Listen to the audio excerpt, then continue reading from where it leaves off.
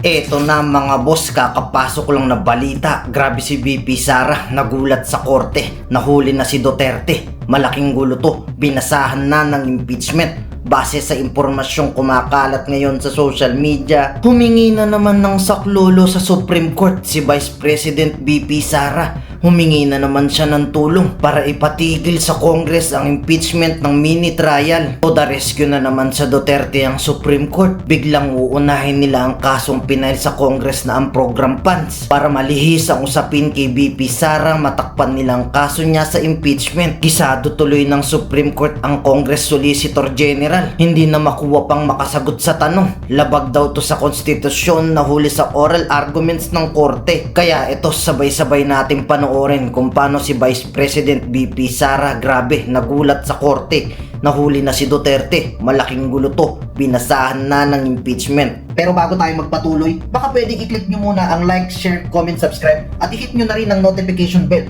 kung gusto nyo ng mga ganitong klase ng video para laging updated kayo sa mga susunod pa nating ibabalita. Kaya tara, panoorin na natin to. Now, there are limits to what Congress can do with respect to the President's budget, correct? Correct. And let's read and parse the provisions very carefully before we go into further interpellation. So let us look at Section 25, subparagraph 1. There are two sentences there. The first one is, Congress may not increase the appropriations recommended by the President for the operation of the government as specified in the budget. Correct? Correct. Very clear. And it says, the appropriations recommended by the President for the operation of government as specified in the budget, correct? Correct. Now, Madam Solgen, there is another word, the same word budget, that appears in Article 7, the President, correct? That was Section 22, where it said the President shall propose a budget of expenditures and sources of financing, correct? Correct, Your Honor. As part of the NEP, correct? Correct, Your Honor. So therefore, here it is clear that whatever is in the NEP should not be increased by Congress. Your Honor, may I... You will qualify. Yes. Because for you, the unprogrammed funds, no, first, the automatic appropriations are not part of the budget of the President, correct? That's correct, Your Honor. And the unprogrammed funds are also not part of the budget, correct? They are not part of the budget. That is...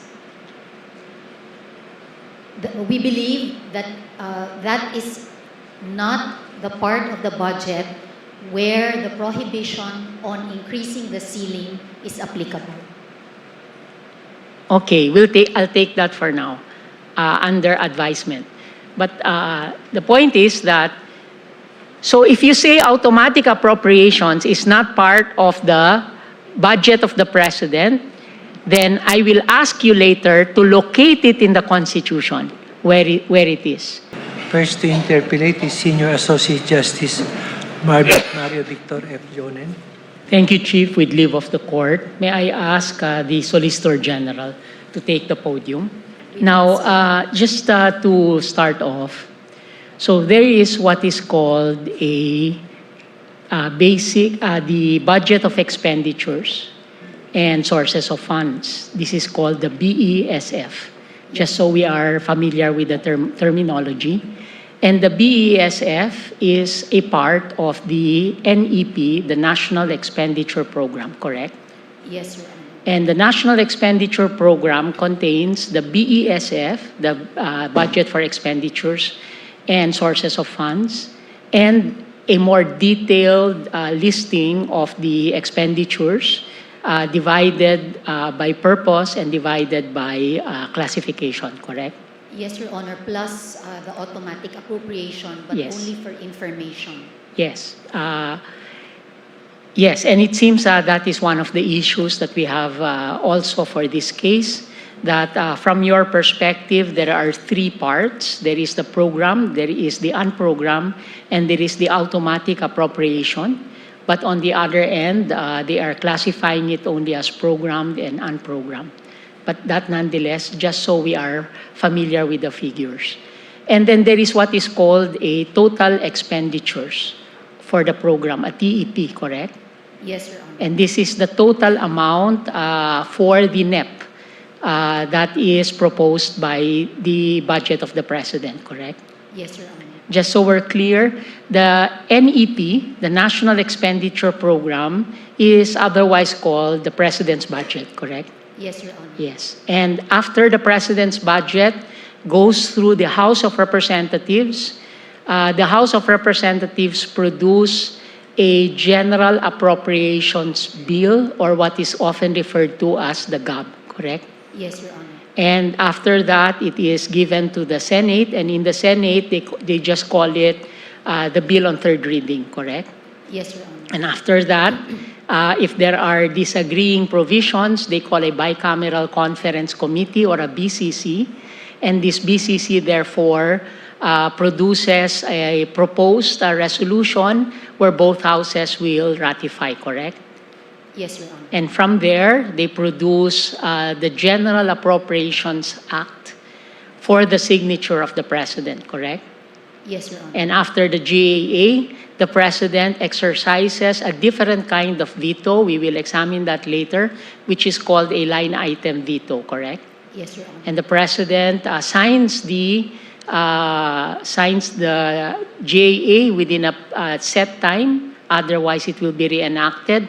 But along with this signature, the President formally communicates his vetoed items to the House and the Senate, correct?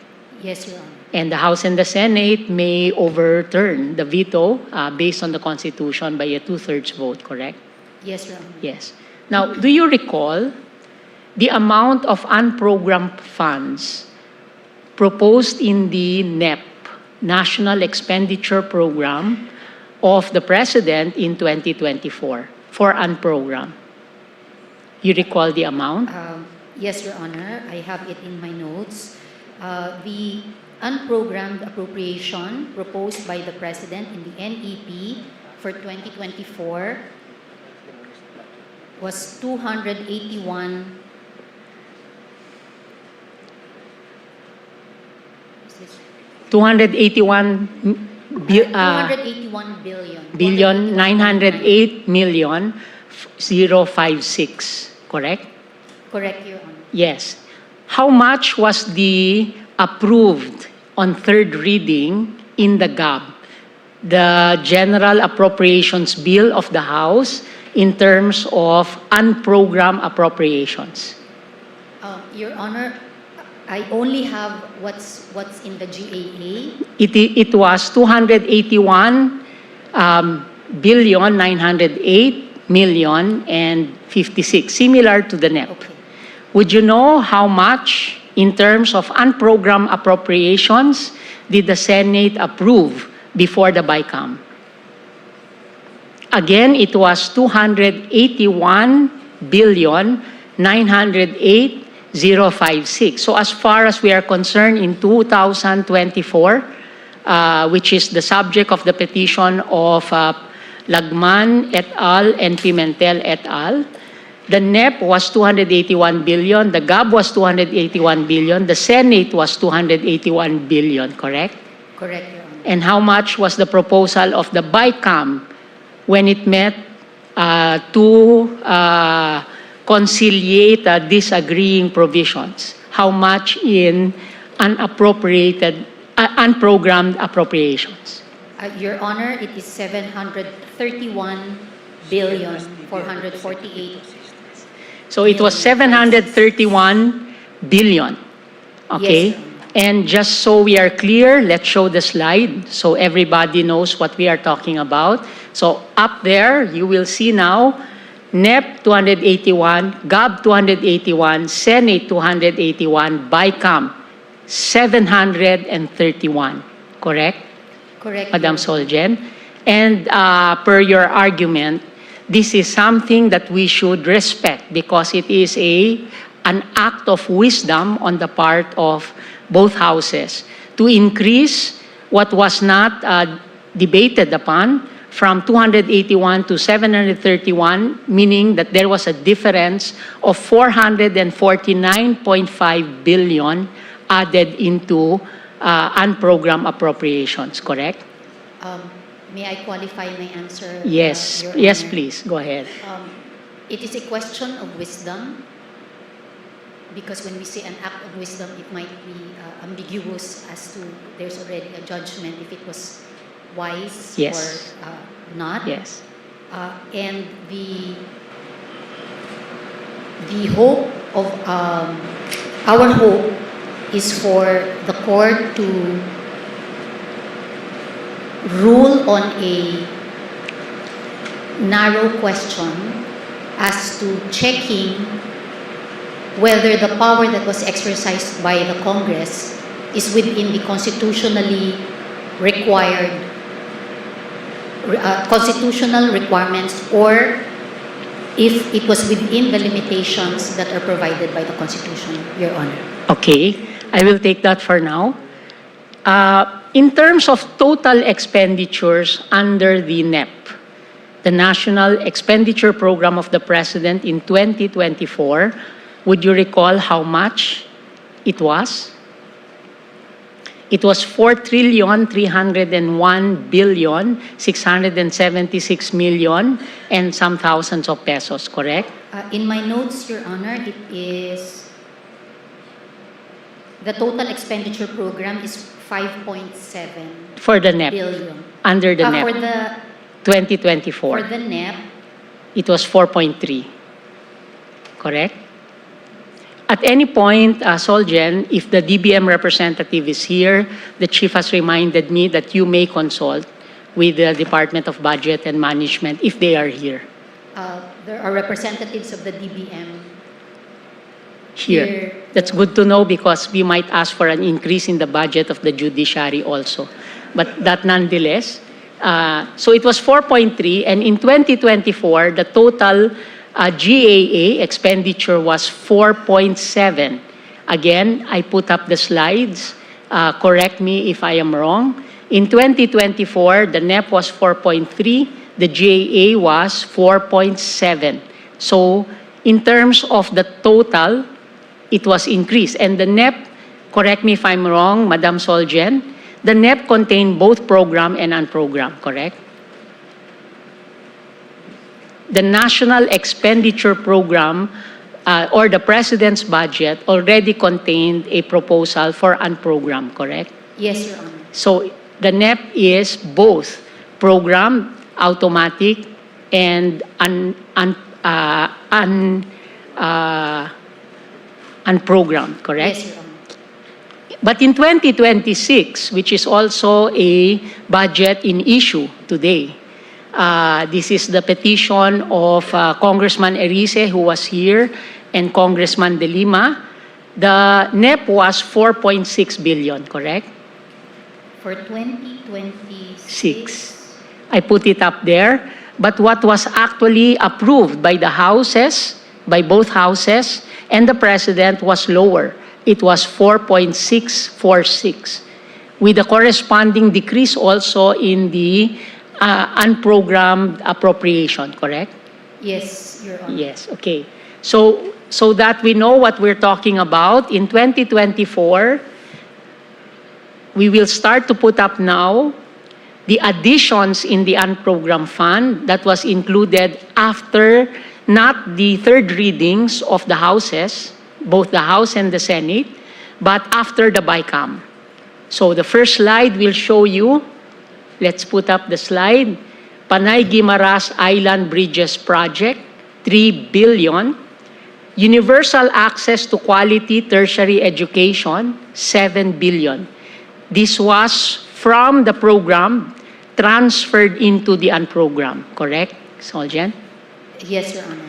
And universal access to quality tertiary education, would you know if there is a law that actually requires funding for this? Universal access to quality tertiary education. May I confer, Your Honor, with my team? Yes, you may defer your answer until, unless you have it now. Yes? Is this the Bamakino law? Yes, and this is the law that actually provides free tertiary education, which was first under the President's budget program. But in 2024, it was moved to unprogrammed. And later on, of course, we will ask questions about whether this is in fact not only constitutional, but whether it was legal that it is moved from one program item to unprogrammed. Then there is number 11, a quite interesting nomenclature, priority social programs for health, social welfare and development. It says priority, but this also came from program and it was transferred to unprogrammed, correct? Yes, Your Honor. Okay. The AFP has been wanting modernization for a long time, but the revised AFP modernization program of 10 billion, is this billion? Yes, was 10 billion. transferred to unprogrammed funds, correct? Correct, Your Honor. Yes. Then also, payment of right-of-way was transferred from program to unprogrammed, amount of 3 billion, correct?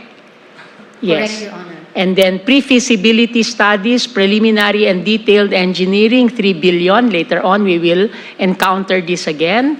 And then next, public-private partnership, strategic support fund, maintenance, repair, rehabilitation of infrastructure. Number 17 is interesting. Government counterpart of foreign assisted project in the amount of 51 billion. This is different from the item on foreign assisted projects that I will show you later. This came from program. This was a definite expenditure for government counterpart for foreign assisted projects. It was moved from the program funds to the unprogrammed. Then next, for the repair, rehabilitation, and expansion of the Lawag International Airport, I can only guess who transferred this. Payment of personnel benefits in number 19. Madam Solgen, you agree that 59 billion for payment of personal benefits was considered as unprogrammed from program, correct?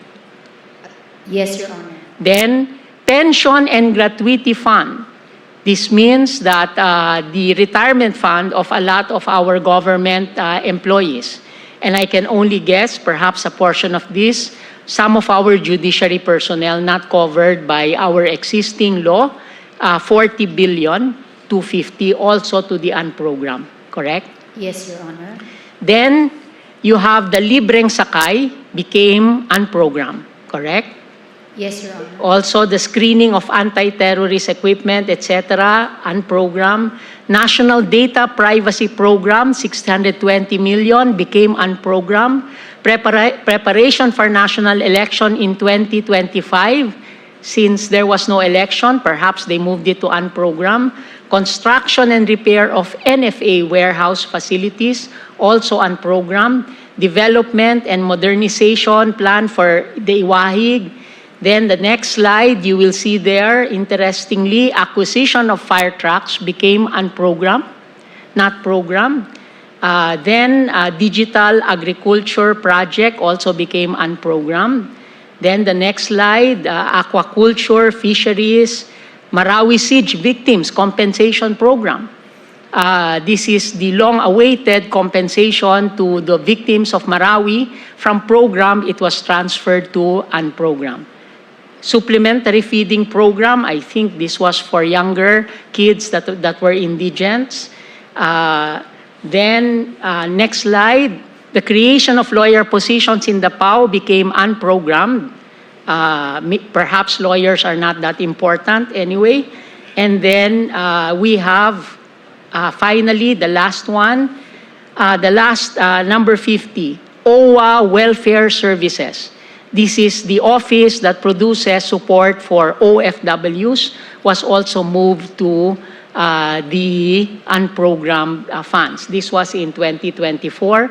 Oh, and total, at the end, there is local government support fund.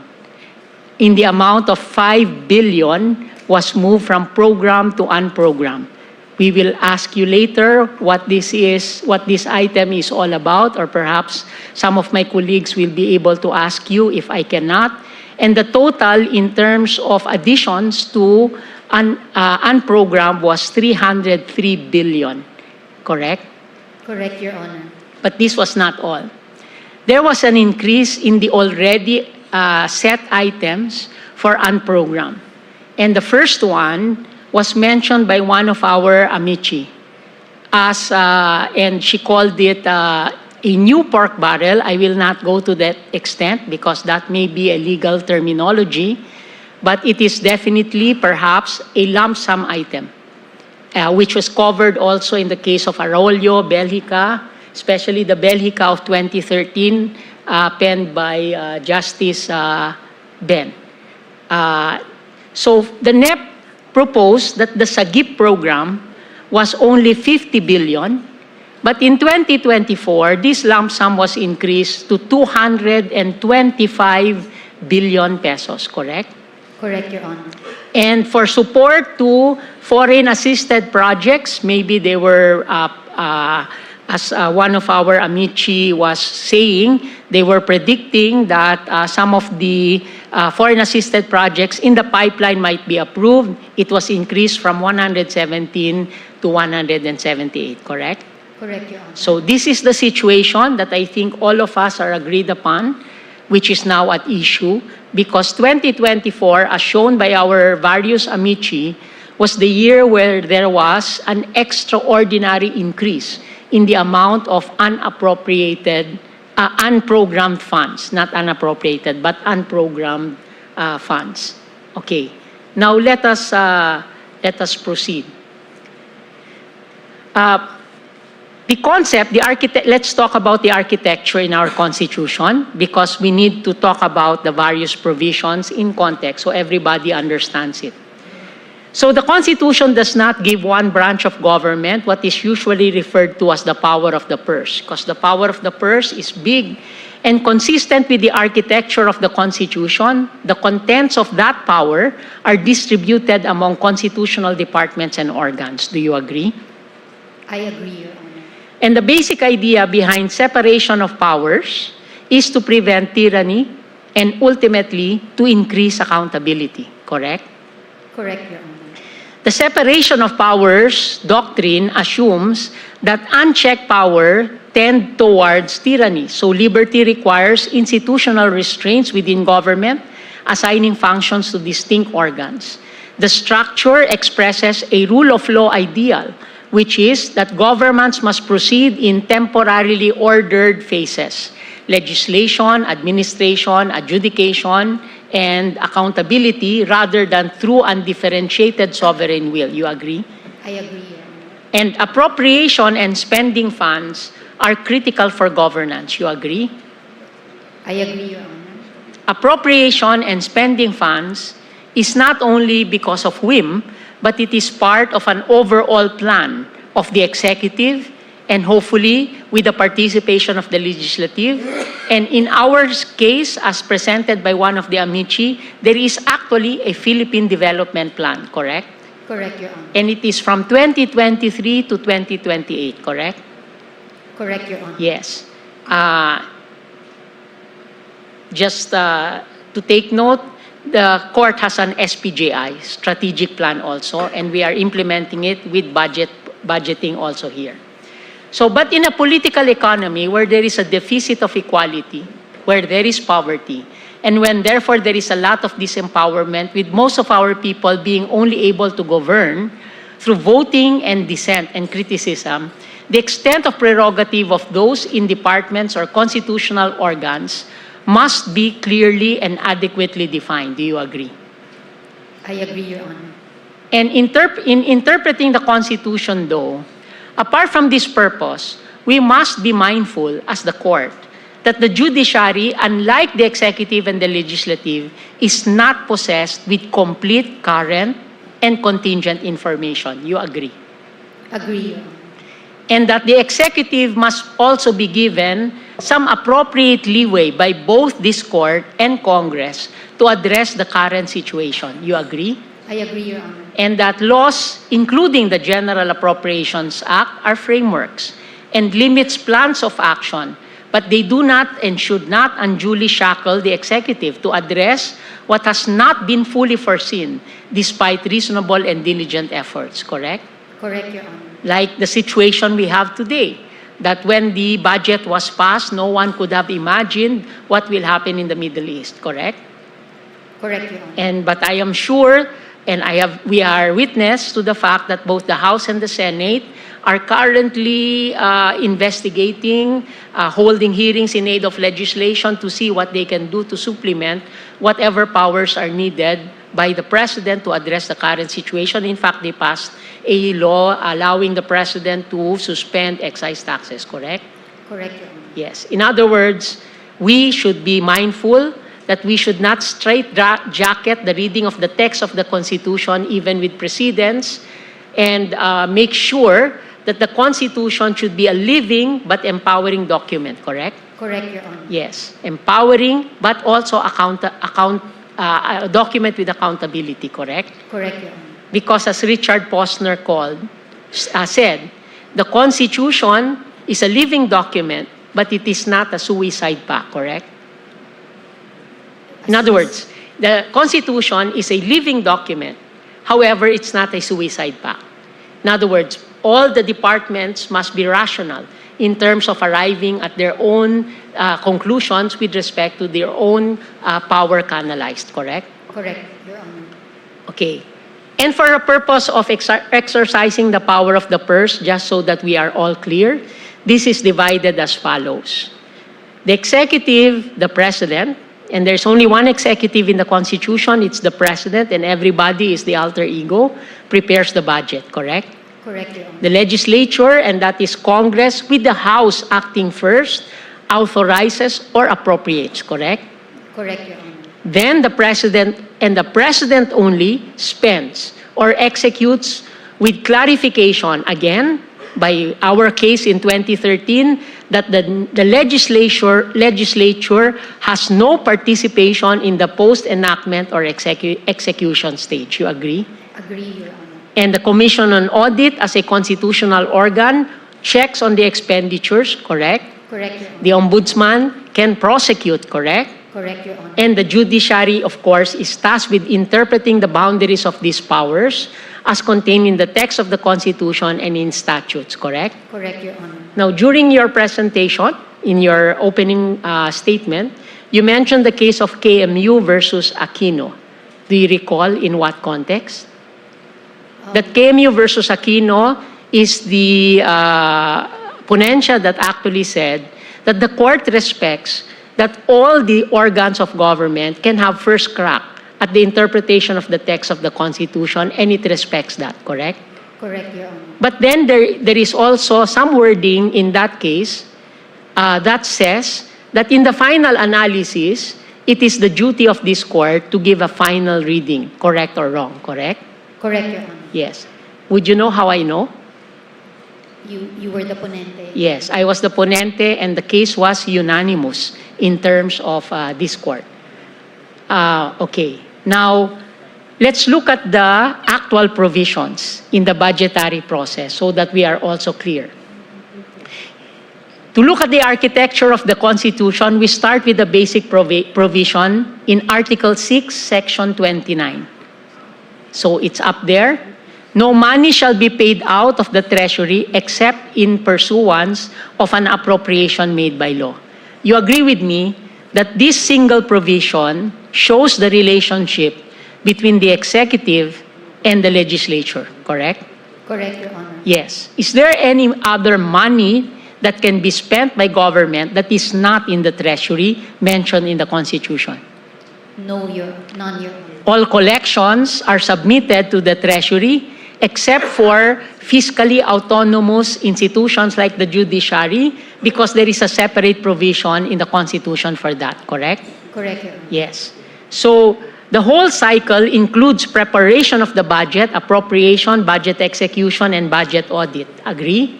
I agree, Your Honor. The issues we now face are generally about that stage of authorization or appropriation, correct? Correct. with its impact on preparation and execution, but principally about authorization. You agree? I agree, Your Honor. So, in terms of preparation, the provision, the basic provision on the part of the executive is Article 7, Section 22, which states that the President shall submit to the Congress within 30 days as basis for the General Appropriations Bill a budget of expenditures and sources of financing, correct? Correct, Your Honor. Yes. And the budget of expenditures and sources of financing in the current interpretation, in practice, contemporary executive interpretation, and in the law as contained in the administrative code, the BESF is actually the budget of expenditures and sources of financing, correct? Correct, Your Honor. And it says including receipts from existing and proposed revenue measures, correct? Correct, Your Honor. At some point, we will see that the word including is contested by the respondents and one of the petitioners. But it's very clear here that the President only submits one budget, correct?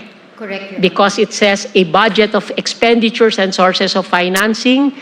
We will relate this later to Section 25, subparagraph 1, in relation to the increases in the budget of the President, correct? Correct, Your Honor. Yes. And the budget contains, you agree with me, sources of financing, correct? Correct, Your Honor. Yes. Now, parenthetically, here. Does this provision allow deficits? In other words, is there anything in our Constitution that says that our budget must always be a balanced budget? None, Your Honor. Madam Soljan, just to be clear, what is a balanced budget? A balanced budget, Your Honor, is you have expenditures, and the expenditures will have to be supported by the sources of financing. Yes. So, would you say, so this allows for this statement, and the Constitution allows that the President actually tells Congress, we are going to have a deficit, correct? Based on the projected revenues as well as the expenditures, that we will have deficits, correct? Can you repeat your question? In other words, that the Constitution allows the President to communicate to Congress through the NEP and through the budget of expenditures and sources of finance that we are expecting to have a budgetary deficit, which means that our current income revenues coming from tax and non-tax measures will not be sufficient to cover the proposed authorization of expenses, correct? Correct, Your Honor. Yes. Sa madalit salita, pwedeng sabihin ng Pangulo sa ating Kongreso na ang kanyang budget ay kulang sa revenue pero mas marami ang expenditures. Tama? Tama, Your Honor. Yes. May I clarify Yes. also?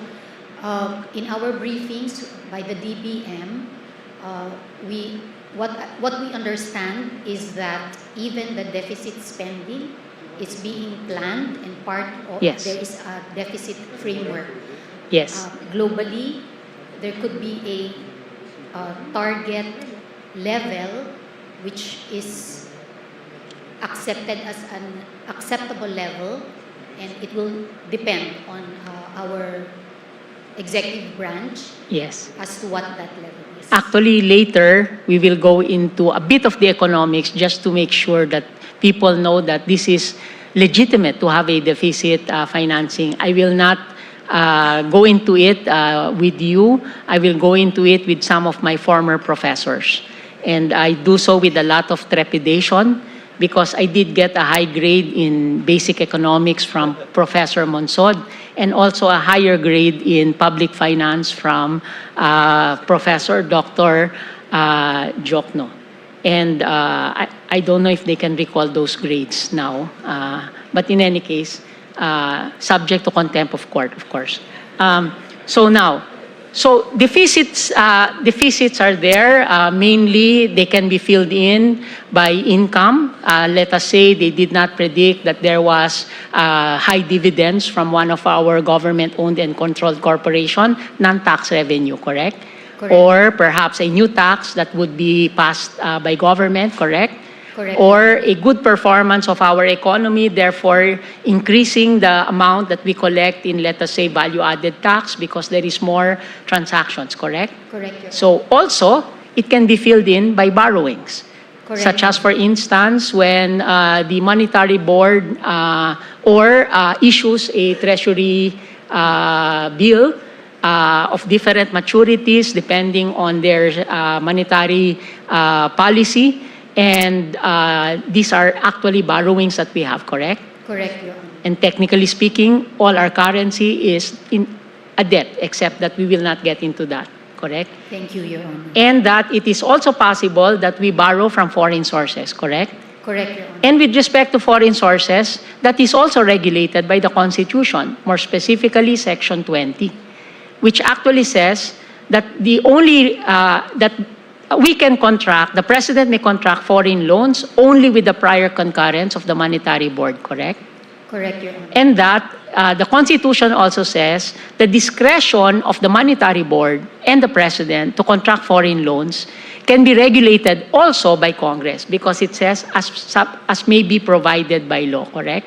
Correct, Your Honor. And that at the end of each calendar year, there is a submission to the Congress so that they can monitor our foreign loans and what we have guaranteed.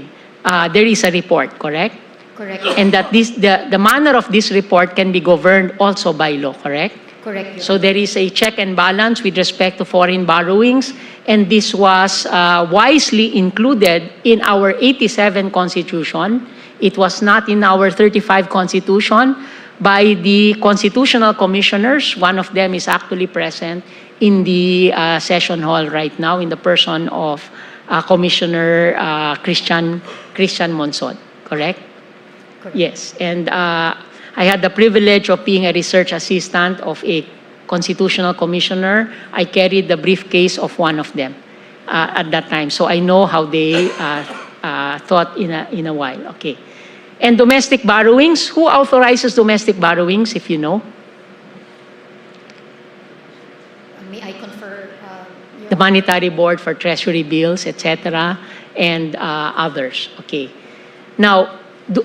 All these proposed borrowings, should they be indicated in the budget of expenditures and sources of financing? It should be included. Your So it is there. It is part of the premise of the budget that is given there. They are going to say, the President is going to say in the BESF that there are going to be loans. So in other words, the NEP already contains all the premises for all types of budget, program, unprogrammed, etc. Correct? Correct, Your Honor. Yes. And now let's look at authorization, just so we're on the same page. One of the main bases and the point of contention is Section 29, well, not really contention, but 29, subparagraph 1 and 3 of Article 6. So we already mentioned subparagraph 1, and then there is the concept of a special fund, and this was interrogated by the court in the latest case of involving PhilHealth with Justice Ami as the ponensya, for which our amici Professor Monsod said we did something good, correct? Correct, Your Honor. Yes. So there is a special fund to be differentiated from a special appropriations law. There are laws that create special funds, correct? Correct, Your Honor. Very briefly, are these special funds the SAGF, special allotments in the general fund? Is this the same? The special fund, if the law that provides for the special fund says that it is automatically appropriated every year, then it goes to a SAG-F if it goes to an account. So, all special funds are or should be in SAG-Fs, correct? And not all SAG-Fs are special funds. Yes, that's correct. Okay. Incidentally, the legislature is also involved in terms of taxation as a revenue source, correct? Correct, Your Honor. So therefore, when the President says that in the BESF, that it will request for new revenue sources, it will in fact be signaling to Congress that they will be proposing new taxes, correct? Correct, Your Honor. Yes, and this is covered in Section 28. I will just flash it briefly, just so we know. Now, there are limits to what Congress can do with respect to the President's budget, correct? Correct, Your Honor. And let's read and parse the provisions very carefully before we go into further interpellation. So let us look at Section 25, subparagraph 1. There are two sentences there. The first one is, Congress may not increase the appropriations recommended by the President for the operation of the government as specified in the budget. Correct? Correct, Your Very clear. And it says, the appropriations recommended by the President for the operation of government as specified in the budget, correct? Honor. Correct, Your Honor. Now, Madam Solgen, there is another word, the same word budget, that appears in Article 7, the President, correct? That was Section 22, where it said the President shall propose a budget of expenditures and sources of financing, correct? Correct, Your Honor. As part of the NEP, correct? Correct, Your Honor. So therefore, here it is clear that whatever is in the NEP should not be increased by Congress. Your Honor, may I... You will qualify. Yes. Because for you, the unprogrammed funds, no, first, the automatic appropriations are not part of the budget of the President, correct? That's correct, Your Honor. And the unprogrammed funds are also not part of the budget, correct? They are not part of the budget that is... We believe that that is not the part of the budget where the prohibition on increasing the ceiling is applicable. Okay, I'll take that for now, under advisement. But the point is that, so if you say automatic appropriations is not part of the budget of the President, then I will ask you later to locate it in the Constitution where it is. And the other point is it possible that the unprogrammed funds is not in Section 1, subsection 1, but in subsection 4? A special appropriations bill shall specify the purpose for which it is intended and shall be supported by funds actually available as certified by the National Treasurer or to be raised by a corresponding revenue proposed therein, as suggested by one of our amici, a justice of this court in one recent case, and some of the petitioners, that unprogrammed can be disciplined using subparagraph 4. What is the position of government? It is the position of government that the Special Appropriations Bill is a separate provision in the Constitution. The Congress has the option. It can be invoked, it can be passed, and historically has been passed.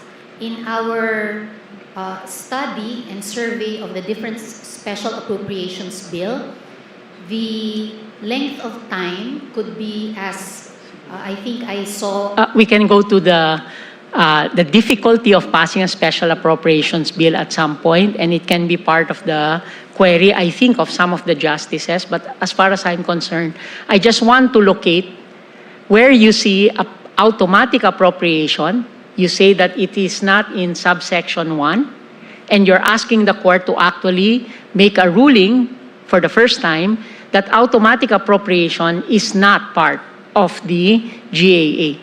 Okay. The automatic appropriations, we say that it is not part of the President's budget because the NEP, which is the President's budget, is presented to the Congress for their approval. However, the automatic appropriations, our premise is that it already has an approval. So we were actually asking the DBM, then why are you including it in the budget, which could be a source of confusion? Because people will just look at the totals, but and their explanation is that for fiscal programming and for transparency, so that it is informing Congress of the total allocation, including the allocations for the automatic appropriation. So in that sense, it is only for disclosure in your words, in your comment, in your omnibus comment. It is for disclosure, not for purpose of appropriation, correct? yes, Your Honor. Yes, but there is a purpose for subparagraph 1, and we can go to that later. And whether that squares with your characterization of automatic appropriations is there. And indeed, this court has just ruled in the case of Giao versus Pagcor, where it actually said that there is an automatic release of Pagcor funds to it's Giao versus Philippine Sports Commission from Pagcor et al. But we will get to that later. In any case, just to flag the different points of view of the parties in relation to unprogrammed appropriations. Now, at issue also is, to a certain extent, presidential certification. I think this was raised by, if I'm not mistaken, the pleading of Pimentel et al., former Senator Pimentel. And what is at issue is the concept of when the president can certify, and flashing to you on the screen, except when the president certifies the necessity of its immediate enactment to meet a public calamity or emergency. So later on, I will ask you, because of the certification, was it possible to ratify the BCC, the Bicameral Committee Conference report, in just the same day that it was distributed? Okay. Just for our information, how thick is the General Appropriations Act? It is a few feet, no, inches. 3 to 4. Thousands of 4 pages. volumes. Yes, and thousands of pages, correct? Correct. So they will have the NEP with them, and they will also have the GAA with them, and in between, they have the GAB, they have the Senate version, and they have the Bicameral Conference Committee report, the big one, and the small committee report for 2024 and 25, correct? Correct. Yes. So you admit that there was a small committee conference report? Not yet. I have. Just so I am very clear that it is in fact there, that there was a bicameral conference committee report and preceded by a small committee report. I have not seen a small committee report, Okay. Your Honor. Yes, because I asked you and I wanted you to be more deliberate and conscious, just so the transcript will not show that the government has admitted. Okay, now, appropriations is a special kind of law. It is not an ordinary law. This applies to general laws and perhaps also special kinds of law. Appropriations is a special kind of law because first, it originates from the House, Article 6, Section 24. Second, the President has line item veto on this particular law and no other. Third is, by the end of the fiscal year, it immediately lapses. Unlike any ordinary general law, it does not immediately lapse. It is reenacted, correct? Correct. Yes, and there is, in fact, a position from one of the petitioners, because of the automatic reenactment, what is always the national emergency involved in passing a law? Just so we're clear that we acknowledge that there is that issue and you had your own response, correct? Correct. Thank you. Ngayon, kayo bilang Pilipino, ano ang masasabi nyo at reaksyon sa balitang ito? Mag-iwan kayo ng komento sa ibaba at atin niyang babasahin isa-isa.